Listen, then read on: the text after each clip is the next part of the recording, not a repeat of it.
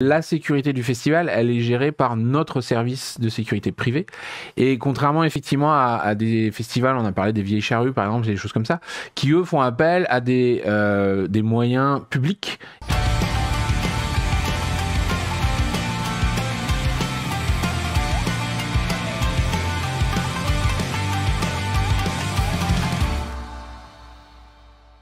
Est-ce que vous avez entendu parler des potentielles annulations des événements et festivals d'été de l'été prochain, donc 2024, à cause des Jeux Olympiques? Bon, bien sûr qu'on en a entendu parler, mais c'est pas ce qui a été dit.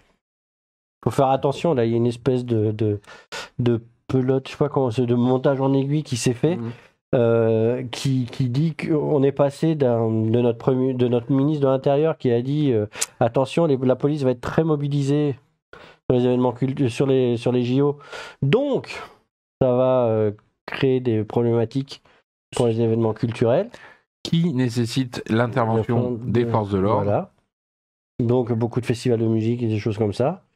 Ça veut pas dire qu'ils sont annulés déjà. il y a un pas quand même. Et ensuite nous, en tant qu'organisation, on est déjà très autonome vis-à-vis de ça. Bon, c'est pas qu'on est très autonome, c'est que nous, le dispositif de police que met la préfecture ou autre, c'est égal à rien. Donc en fait, nous, tout le dispositif sécurité, il est géré en autonomie avec des prestataires, des sociétés privées de sécurité. Et donc du coup, on a de nombreuses réunions avec la préfecture pour que la préfecture soit rassurée sur notre gestion. Mais on n'a à aucun moment besoin de forces de police pour le faire. Les policiers, par soutien, viennent régulièrement parce qu'avoir des policiers qui présentent, etc., ça rassure, ça montre qu'il y a une présence, etc., ça peut décourager aussi certains gens qui auraient des mauvaises intentions. Mais la sécurité du festival, elle est gérée par notre service de sécurité privée. Et contrairement effectivement à des festivals, on a parlé des Vieilles Charrues par exemple, des choses comme ça, qui eux font appel à des moyens publics et non pas privés. Et donc effectivement, ces moyens publics vont être limités parce que pendant les Jeux Olympiques, voilà. Après, l'autre truc, c'est que les Jeux Olympiques, ils vont commencer après Japan Expo. Et donc, les mobilisations des forces de police vont être surtout sur les périodes où il y aura des épreuves et autres. Et nous, on n'est pas dans cette période-là.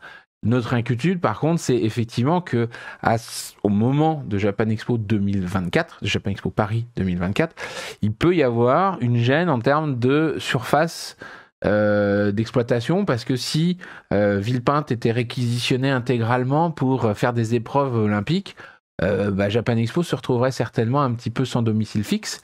Voilà. On finirait peut-être à la porte de Versailles, on ne sait pas exactement.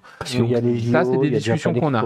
Mais la partie qui a beaucoup fait parler dans les médias cette semaine, nous, elle ne nous concerne pas en fait. D'accord. Ok.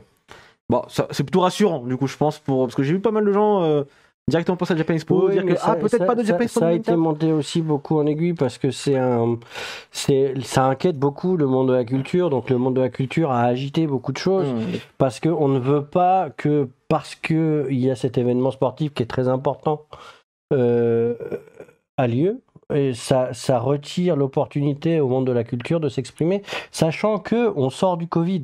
C'est même pas, on n'est pas dans un cycle tranquille et normal, mais si un événement, un festival qui n'a pas pu avoir eu lieu pendant plusieurs années à cause du Covid reprend, ça repart tranquille, et puis là on lui dit désolé, c'est JO. C'est hyper compliqué quoi à vivre. On a toujours la possibilité, comme le dit Paul Yagen, de éventuellement décaler, que ce soit anticipé ou retardé. Ça, c'est quelque chose qui sera certainement discuté si jamais il devait y avoir un problème, mais pour l'instant il n'y en a pas. Voilà, donc on verra sur le moment. Il y a plein de solutions, il y a plein de possibilités, et nous on s'adaptera. Voilà, et pour l'instant on sait qu'il va s'adapter. On cherche l'info et la visibilité, mais les gens n'en ont pas forcément beaucoup à nous donner. Pour l'instant on ne sait pas en fait. C'est hyper tôt, et s'il y a des gens qui vous disent qu'ils savent, faut se méfier. Et pour aller même plus loin, puisque Tyrell Eldon disait il y a la police à la gare, il faut savoir que la police qu'on voit à la gare, c'est la police municipale de la ville de Villepinte, et que du coup, quand Gérald Darmanin parle de ces problèmes d'effectifs, c'est la police nationale. Les gendarmes. Ouais. Donc c'est les gendarmes, et c'est pas la police municipale. Donc ça, c'est encore autre chose. Donc voilà, puis en plus, dans les trains, il y a la police ferroviaire, mais elle sera toujours là. Au moment de Japan Expo, la police de Villepinte, elle s'occupe que de Japan Expo parce que c'est ce qui est sur son territoire au final. Et le reste, Donc c'est pour ça qu'on pouvait cohabiter en termes de force de police. Cette année, on a cohabité avec Coldplay, quand même, qui monopolisait un certain nombre d'effectifs de son côté. Et nous, on n'a pas de problème parce que du coup, eux, ils sont à Seine-Saint-Denis et que ils étaient à Saint-Denis et nous, on est à Villepinte. Donc, on a la police municipale de Villepinte qui reste de toute façon très mobilisée pendant tout l'événement, quoi. D'accord, très bien. Bah écoutez, c'est plutôt du coup une bonne nouvelle pour ceux qui pouvaient craindre quoi que ce soit pour Japan Expo 2024.